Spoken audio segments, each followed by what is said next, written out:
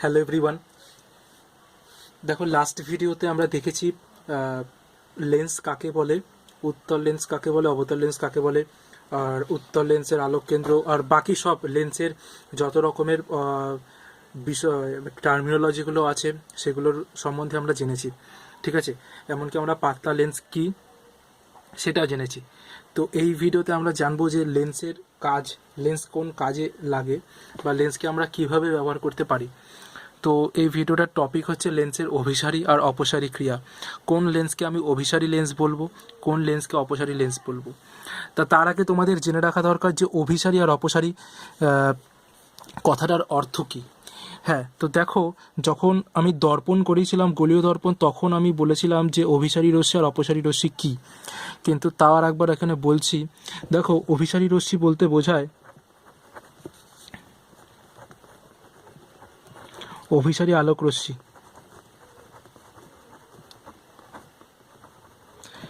যারা যারা জানো না তারা ঠিকমতো দেখে নেবে। অভিসারী কথাটার মধ্যে দেখো আছে একটা অভি কথা আছে। অভি মানে তুমি বলতে পারো অভিমুখ। অভি দিয়ে যেটা হয় সেটা হচ্ছে অভিমুখ। ঠিক আছে, অভি দিয়ে কী হয়? অভিমুখ। তাহলে কোনো আলোকরশ্মি যখন একটা নির্দিষ্ট অভিমুখ বরাবর আপতিত হয় তখন তাদের অভিসারী আলোকরশ্মি বলে। শুধু অভিমুখ বরাবর না, অভিমুখ মানে একটা বিন্দুর অভিমুখে আপতিত হয়। মানে যখন কিছু আলোকরশ্মি একটা নির্দিষ্ট বিন্দুর দিকে আপতিত হয় এবং মিলিত হয় তখন তাদের বলা হয় অভিসারী আলোকরশ্মি। যেমন ধরো এই আলোকরশ্মিগুলো এই বিন্দুতে মিলিত হচ্ছে, তার মানে বলা হবে এই আলোকরশ্মিগুলোকে অভিসারী আলোকরশ্মি। ঠিক আছে, ঠিক সিমিলারলি অপসারী আলোকরশ্মি কাদের বলবে? দেখো, অপসারী আলোকরশ্মি বলবে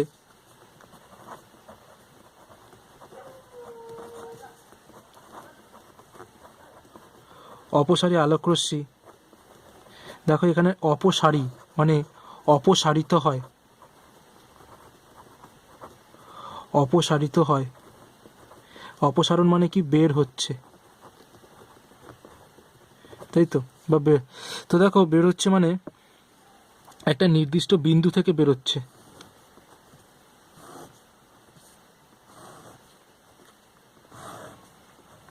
একটা নির্দিষ্ট বিন্দু থেকে বেরোচ্ছে, তার জন্য এটাকে বলা হয় অপসারী, মানে অপসৃত হচ্ছে। অপসৃত মানে কি? ছড়িয়ে যাচ্ছে একটা নির্দিষ্ট বিন্দু থেকে। ঠিক আছে, তাহলে অপসারী আলোকরশ্মি আর অভিসারী আলোকরশ্মির মধ্যে পার্থক্যটা বুঝেছো?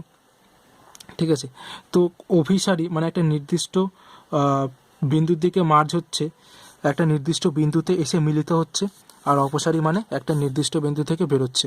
তো এই দুটো জিনিস ক্লিয়ার। তো এবার আমরা দেখব লেন্সের কাজ কিভাবে এই দুটো জিনিসকে হোল্ড করে, মানে লেন্স কিভাবে অভিসারী কাজ করে আর কিভাবে অপসারী কাজ করে। ঠিক আছে, কিভাবে করছে সেটা আমরা দেখব। তো দেখো, তার জন্য তোমাদের একটা জিনিস মনে রাখতে হবে যে আমরা যে লেন্সটাকে নেব সেই লেন্সের মাধ্যমটা, সেই লেন্সের উপাদানটা, সেই লেন্সটা যে উপাদান দিয়ে তৈরি সেই উপাদানটার প্রতিসরাঙ্কের মান ওই লেন্সটাকে যে মাধ্যমে রাখা হচ্ছে সেই মাধ্যমের প্রতিসরাঙ্কের তুলনায় বেশি হবে। ঠিক আছে, যদি এটা হয় তাহলে একমাত্র এই সামনে আমরা যে জিনিসগুলো আমরা ব্যাখ্যা করব, যে বিষয়গুলো আমরা জানবো লেন্স সম্বন্ধে বা লেন্সের কাজ সম্বন্ধে, সেটা একমাত্র প্রযোজ্য হবে। তো কি বললাম, এই যেমন ধরো এখানে হেডিংয়ে আছে উত্তল লেন্সের অভিসারী ক্রিয়া। তো আর একটা এরপর আর একটা টপিক দেখবে অবতল লেন্সের অপসারী ক্রিয়া। তো এই যে উত্তল লেন্সের অভিসারী ক্রিয়া কথা বলা হচ্ছে, এটা কখন প্রযোজ্য হবে না? যখন উত্তল লেন্সের উপাদানের প্রতিসরাঙ্কটা উত্তল লেন্সকে যে মাধ্যমে রাখা হচ্ছে সেই মাধ্যমের প্রতিসরাঙ্কের তুলনায় বেশি হবে, তখনই হবে। ঠিক আছে, তো দেখো উত্তল লেন্সের অভিসারী ক্রিয়া, তার মানে কি উত্তল লেন্সকে তুমি অভিসারী লেন্স হিসেবেও ব্যবহার করতে পারো। এবার অভিসারী লেন্স কথার অর্থ কী?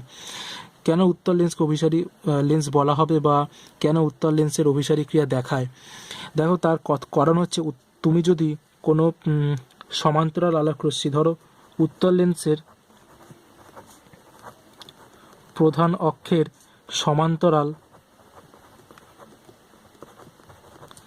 আলোকরশ্মিকে তুমি যদি উত্তল লেন্সের মধ্য দিকে পাঠাও, ঠিক আছে,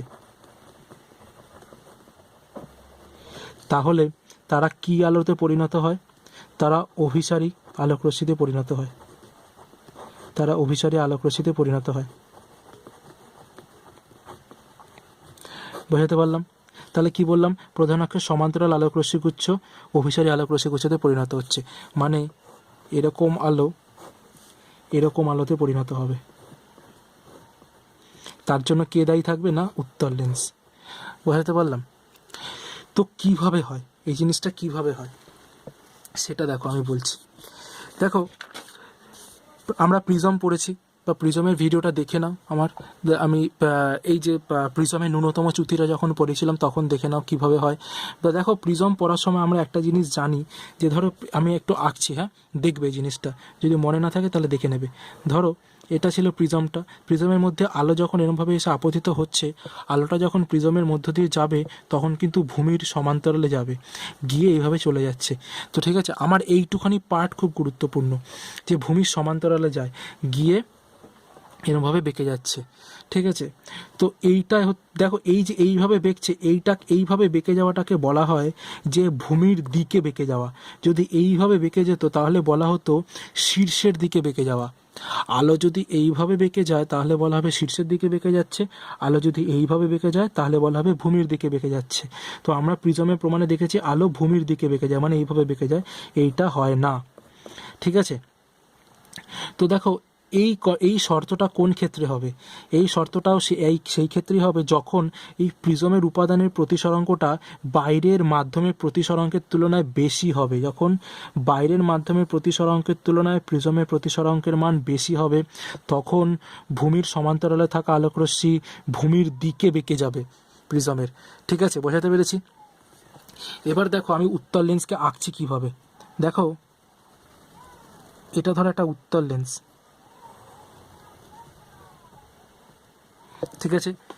এবার এই উত্তল লেন্সকে আমি কত রকমভাবে রিপ্রেজেন্ট করতে পারি, আমি যদি তোমাকে একটু দেখাতে পারি। তো দেখো, আমি কি করবো, প্রথমে উত্তল লেন্সকে অনেকগুলো ছোট ছোট টুকরোতে ভাগ করে নেবো।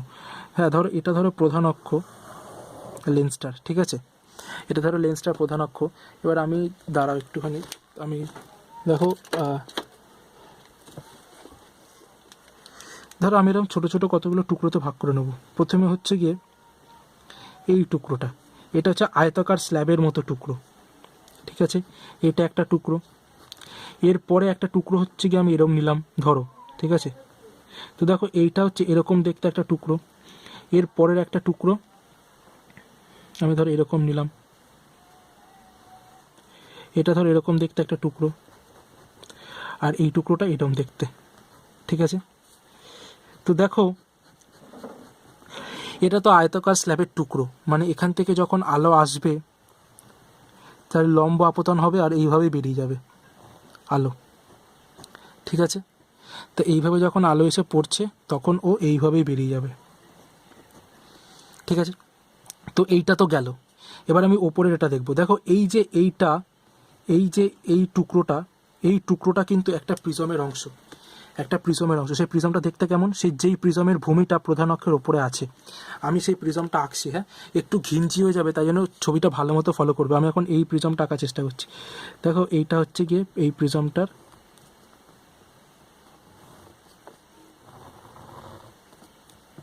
ঠিক আছে। তাহলে এই যে এই প্রিজমটা, মানে এইটা হচ্ছে এই টুকরোটা হচ্ছে এই প্রিজমটার একটা অংশ বলা যেতেই পারে। এবার ধরো আলো এসে পড়ছে, আলোটা ধরো এবার প্রধান অক্ষের সমান্তরাল আলো ধরো এসে এখানে এসে আপতিত হলো, ঠিক আছে। তাহলে যখন প্রিজমের মধ্য থেকে যায় তখন কি হবে, কি হয়? আমি কি বলেছি যে এই যে আশেপাশে যে মাধ্যম আছে তাদের প্রতিসরাঙ্কর তুলনায় এই উত্তল লেন্সটা যে উপাদান দিয়ে তৈরি তার প্রতিসরাঙ্ক অনেক বেশি। তার মানে কি এই প্রিজমটার প্রতিসরাঙ্ক মাধ্যমের তুলনায় বেশি। তার মানে আমি কি বললাম এখানে, যে প্রিজমের প্রতিসরাঙ্ক বেশি হলে আলো ভূমির দিকে বেঁকে যায়। তাহলে এই অংশটা যে প্রিজমের অংশ, সেই প্রিজমের ভূমি তো প্রধান অক্ষতে, তাহলে এই যে এই যে সমান্তরাল আলোটা এসে যে পড়ছে, সেই সমান্তরাল আলোটাকে প্রিজমটা কি করবে, বা এই অংশটুকু কি করবে, ভূমির দিকে বেঁকিয়ে দেবে। ভূমিটা কোথায়, এই যে প্রধান অক্ষতে আছে, তাহলে এইভাবে বেঁকিয়ে দেবে। বুঝতে পারলাম? ঠিক সিমিলারলি এইটাও দেখো, এই যে এই টুকরোটা, এই টুকরোটা, এই টুকরোটা দেখো, এই টুকরোটা কোনো না কোনো একটা প্রিজমের অংশ। তো সেই প্রিজমটা কি হবে, ধরো এরম দেখতে একটা প্রিজম, ঠিক আছে, এরম দেখতে একটা প্রিজম।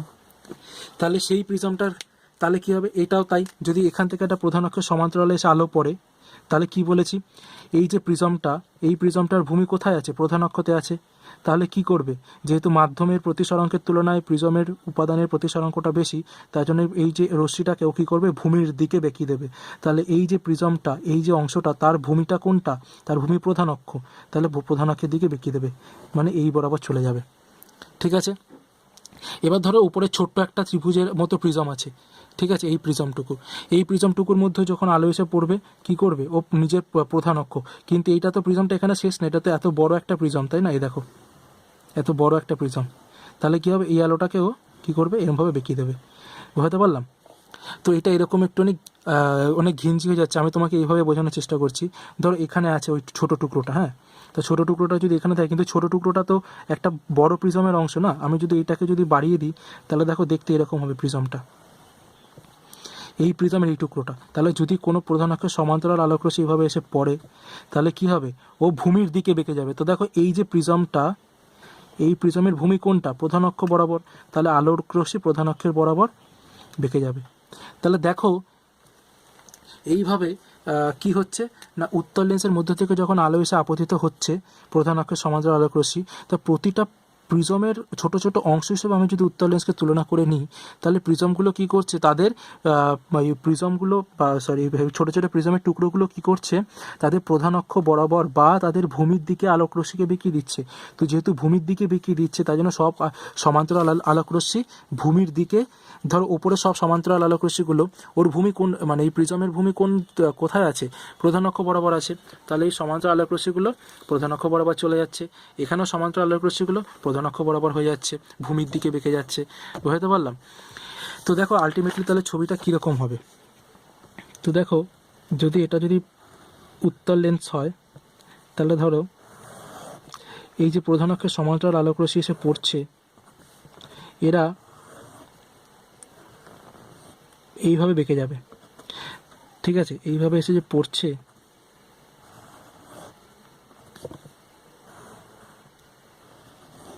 ওরা এইভাবে বেঁকে যাবে, আর এইভাবে রশ্মিটা এইভাবে সোজা চলে যাবে। বুঝতে পারলাম? তো দেখো সমান্তরাল আলোক রশ্মিগুলোকে একটা নির্দিষ্ট বিন্দুর দিকে মিলিয়ে দেওয়ার এই যে ক্ষমতা উত্তর লেন্সের, এটাকে বলা হয় উত্তর লেন্সের অভিসারী ক্রিয়া। বুঝতে পেরেছি? হ্যাঁ, তো এটা ছিল উত্তর লেন্সের অভিসারী ক্রিয়া। এবার দেখো অবতল লেন্সের অপসারী ক্রিয়া। এবার আমরা অবতল লেন্সের অপসারী ক্রিয়াটা দেখে নেব, ঠিক আছে।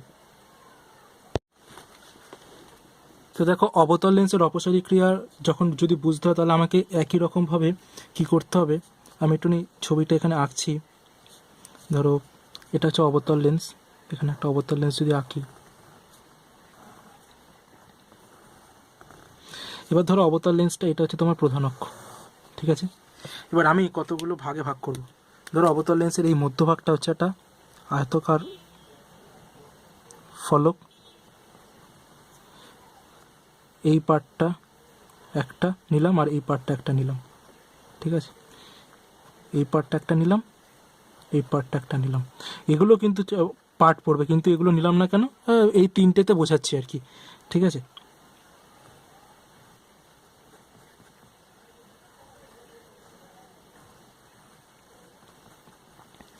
তো দেখো আমি যদি প্রথমে এই পার্টটাকে দেখি, তো দেখো এই পার্টটা দেখতে কীরকম হবে। এই পার্টটা আসলে একটা উল্টানো প্রিজমের একটা অংশ, তাই না। এই পার্টটা যদি দেখি, এই পার্টটা দেখো তাই একটা উল্টানো প্রিজমের এই অংশটা, তাই না। আর এটা আয়তকার পার্ট, এইটাও তাই। এটা দেখতে কীরকম হবে, এটা দেখতে এরকম হবে।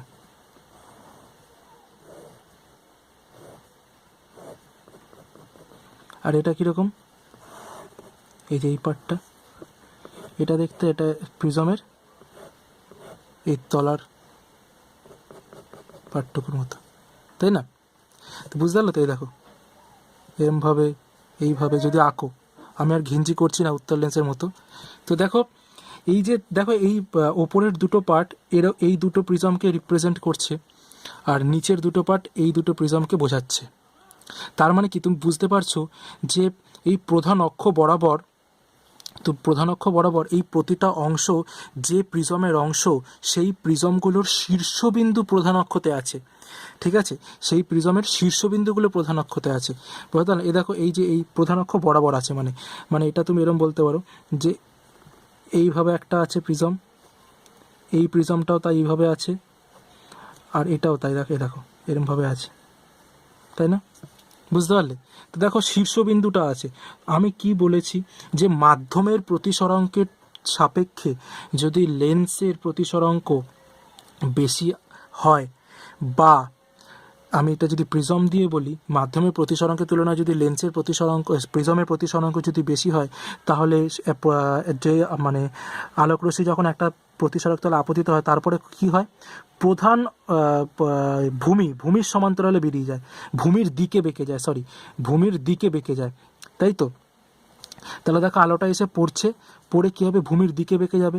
এবার দেখো ভূমিটা কোথায় আছে, এই যে এই প্রিজমের ক্ষেত্রে ভূমিটা এদিকে আছে, এই প্রিজমের ক্ষেত্রে ভূমিটা এদিকে আছে, এই প্রিজমের ক্ষেত্রে ভূমিটা এদিকে আছে, এই প্রিজমের ক্ষেত্রে ভূমিটা এদিকে আছে, এখানে আছে, তাই তো?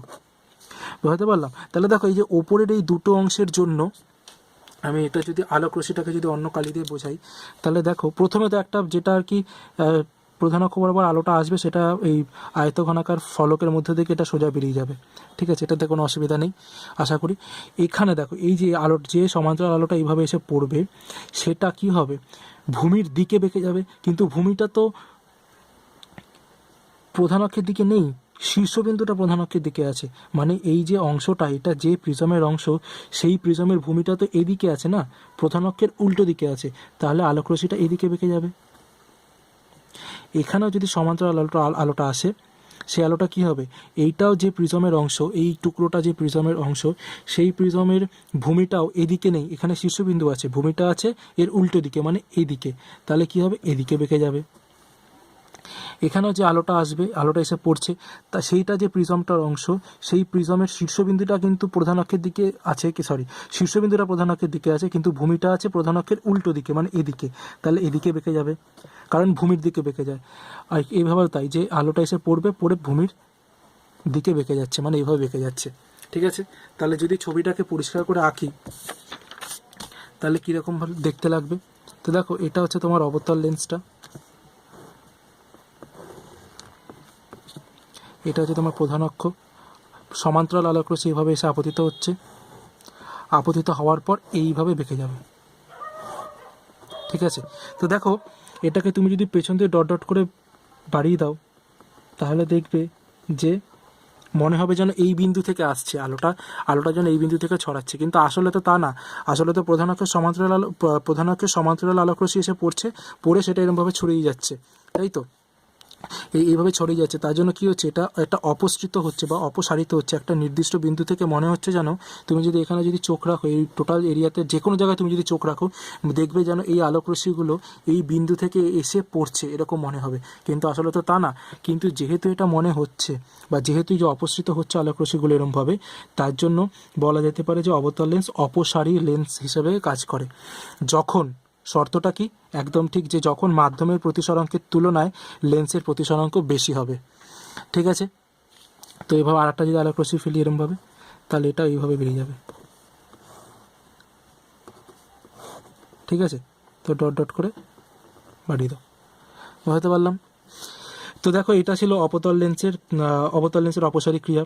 তো এই একটা জিনিস খালি বুঝে নাও, তোমাকে প্রিজম জানতে হবে। প্রিজমের ক্ষেত্রে যে কোনো আলোকরশ্মি কখনো কি হয়, প্রিজমের মধ্যে থেকে প্রতিসরণের পর ভূমির দিকে বেঁকে যায়।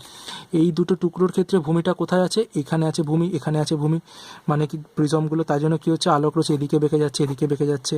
এই দুটোর ক্ষেত্রে কি হচ্ছে, এদিকে আছে ভূমি, আলোকরশ্মি এদিকে বেঁকে যাচ্ছে, কারেক্ট? ঠিক আছে। এবার একটা নোট তোমরা খাতা লিখে নাও, খুব গুরুত্বপূর্ণ। সেটা হচ্ছে, যদি আমি বলছি মুখে, এটা লিখে নেবে, হ্যাঁ, যদি লেন্সের উপাদানের প্রতিসরাঙ্ক আশেপাশের মাধ্যমের প্রতিসরাঙ্কের অপেক্ষা কম হয়ে যায়, তখন উত্তল লেন্স অপসারী লেন্স, অর্থাৎ উত্তল লেন্স তখন অবতল লেন্সের মতো কাজ করবে, মানে এরমভাবে কাজ করবে, এবং অবতল লেন্স তখন অভিসারী লেন্সের মতো কাজ করবে, অর্থাৎ অবতল লেন্স তখন উত্তল লেন্সের মতো কাজ করবে। ঠিক আছে, তাহলে উত্তল লেন্স, আচ্ছা লিখে নিয়েছো তো এটা? হ্যাঁ, তাহলে এবার এখানে একটু থামো, থেমে এবার কতগুলো কোশ্চেন আমি জিজ্ঞেস করছি, তার উত্তর দেওয়ার চেষ্টা করবে। উত্তল লেন্স কখন অবতল লেন্সের মতো কাজ করে? উত্তল লেন্স যখন লেন্সের উপাদানের প্রতিসরাঙ্কের তুলনায় বেশি প্রতিসরাঙ্কের কোনো মাধ্যমে ওই উত্তল লেন্সকে রাখা হয়, তখন উত্তল লেন্স অবতল লেন্সের মতো কাজ করে। ঠিক আছে, অবতল লেন্স কখন উত্তল লেন্সের মতো কাজ করে? যখন অবতল লেন্সের উপাদানের প্রতিসরাঙ্কের তুলনায় বেশি প্রতিসরাঙ্কের কোনো মাধ্যমের মধ্যে অবতল লেন্সকে রাখা হয়, তখন অবতল লেন্স উত্তল লেন্সের মতো কাজ করে, মানে অভিসারী লেন্স হিসেবে কাজ করে। ঠিক আছে, তো এইটা কিন্তু খুব ভাইটাল একটা নোট, এটা লিখে নিতেই হবে একদম। ঠিক আছে, তো দেখো এটার ওপর বেস করে আমাদের একটা কোশ্চেন আসে, সেটা হচ্ছে এইটা। এই কোশ্চেনটা আমি আশা করি যে তোমরা বেশ কিছু জায়গায় তোমরা দেখতে পাবে এই কোশ্চেনটা। ঠিক আছে, তো এখানে দেখো বলেছে জলে বুদবুদ কোন লেন্সের মতো কাজ করে। তো দেখো জলে বুদবুদ, এবার তাহলে দেখো জলের মধ্যে যে বুদবুদটা তৈরি হয় সেটা নিশ্চয়ই বায়ুর তৈরি হয়, এটা তো জানো নাকি? এবার দেখো জলের মধ্যে বায়ুর বুদবুদ, মানে বায়ুর যে বাবেল তৈরি হচ্ছে, সেটা কোন লেন্সের মতো কাজ করবে, এটা আগে উত্তর দেওয়ার চেষ্টা করো। হ্যাঁ, আই হোপ যে তোমরা উত্তরটা দিতে পেরেছো। দেখো জলের মধ্যে বায়ুর বুদবুদ কিন্তু কীরকম দেখতে হয়, ধরো এই যে আশেপাশে ধরো এরকম জল আছে, ঠিক আছে, তার মধ্যে ধরো একটা বায়ুর বুদবুদ আছে এরকম। তো দেখো এইটাই দেখতে না, এটা এরকম দেখতে না, এরকম মানে এরকম দেখতে না, কিন্তু অনেকটা বেশি গোল, তার মানে এটা একটা উত্তল লেন্সের মতো দেখতে না, তাই তো? তাহলে কি এটা আসলে কিন্তু উত্তল লেন্স, কিন্তু কাজ করে কি উত্তল লেন্সের মতো না? কেন? তার কারণ আশেপাশে যেটা আছে সেটা জল, আর ওই লেন্সের ভেতরে মানে বুদবুদটার ভেতরে যেটা আছে সেটা হচ্ছে বায়ু। এবার জলের প্রতিসরাঙ্ক মিউ জল গ্রেটার দ্যান মিউ বায়ু। ঠিক আছে, জলের প্রতিসরাঙ্ক বায়ুর প্রতিসরাঙ্কের তুলনায় বেশি হয়, তার জন্য কি হচ্ছে, আলোকরশ্মি বা জল থেকে বায়ুতে ঢুকছে, তার মানে ঘন থেকে লঘুতে ঢুকছে, তার মানে তুমি এটা বলতে পারো যে এই উত্তল লেন্সটা আদতে অবতল লেন্সের মতো কাজ করবে। বোঝাতে পারলাম? তাহলে জলের বুদবুদ কোন লেন্সের মতো কাজ করে না, অবতল লেন্সের মতো কাজ করে, অবতল লেন্সের মতো কাজ করে। দেখো বুদবুদ দেখতে কিন্তু গোল, মানে কিন্তু তুমি বলতে পারো এটা আসলে এরকমই একটা দেখতে, উত্তল লেন্সের মতো দেখতে, কিন্তু কাজ করে অবতল লেন্সের মতো। ঠিক আছে, তো আমি বোঝাতে পেরেছি যে এই অ্যান্সারটা কেন এরকম হচ্ছে। তো এটাকে তুমি একটা যদি এটাকে আরও গুছিয়ে লিখতে চাও, তাহলে তুমি এরকমভাবে লিখতে পারো যে বায়ুর বুদবুদ গঠনগতভাবে কিন্তু উভত্তল, তাই তো, মানে উভয় তল উত্তল, এই তলটা উত্তল, এই তলটা উত্তল, উভত্তল লেন্স হলেও জলের মধ্যে এটা কার মতো কাজ করছে না, অবতল লেন্সের মতো আচরণ করবে। কারণ কি না, বায়ু লেন্সের তুলনায়, মানে এটা কি লেন্স, এই উভত্তল লেন্সটা কি লেন্স এক প্রকারের, এটা তো কাঁচের লেন্স না, এটা আসলে কি বায়ুর লেন্স, তাই তো? তা লিখবে যে কারণ বায়ুর এই উভত্তল লেন্সের তুলনায় জল, আশেপাশে যে জল আছে সেই জলের পরম প্রতিসরাঙ্ক অনেক বেশি হয়। এক্ষেত্রে কি হয়, জলের মধ্যে অবস্থিত এই বায়ু বুদবুদ লেন্সটি অসংখ্য, তুমি বলতে পারো যে যেটা আর কি বলেছিলাম, অসংখ্য শীর্ষহীন প্রিজমের সমবায় হিসাবে যদি কল্পনা করো, তাহলে বুঝবে যে আপতিত রশ্মি প্রিজমের মধ্যে থেকে প্রতিষ্ঠিত হওয়ার পর ভূমির দিকে বেঁকে না, মানে ধরো এটা কি এরম যদি তুমি ধরে নাও, তাহলে এদিকে বেঁকে যাবে তো না, আসলে এদিকে বেঁকে যাবে। ঠিক আছে, বেঁকে না, তার জন্য কি হয়, কোথায় বেঁকে যাবে না, প্রিজমের শীর্ষের দিকে বেঁকে যাবে, ঠিক আছে, তার জন্য কি হচ্ছে, এটা একটা অপসারী রশ্মিগুচ্ছে পরিণত হবে। এই কারণে জলের বুদবুদটা কী হবে, অবতল লেন্স হিসেবে কাজ করবে। ঠিক আছে, তো আই হোপ যে আমি বোঝাতে পেরেছি জলের বুদবুদ কেন অবতল লেন্সের মতো কাজ করে। ঠিক আছে, তো এইটা ছিল তোমাদের লেন্সের কাজ। ঠিক আছে, এর পরের ভিডিওতে আমরা দেখে নেব লেন্সের ফোকাস দূরত্ব আর ফোকাস সম্বন্ধে। ঠিক আছে, তো ততক্ষণ অবধি পড়তে থাকো, আর কোনো অসুবিধা হলে নিশ্চয়ই জানাও আমাকে কমেন্ট করে। টাটা।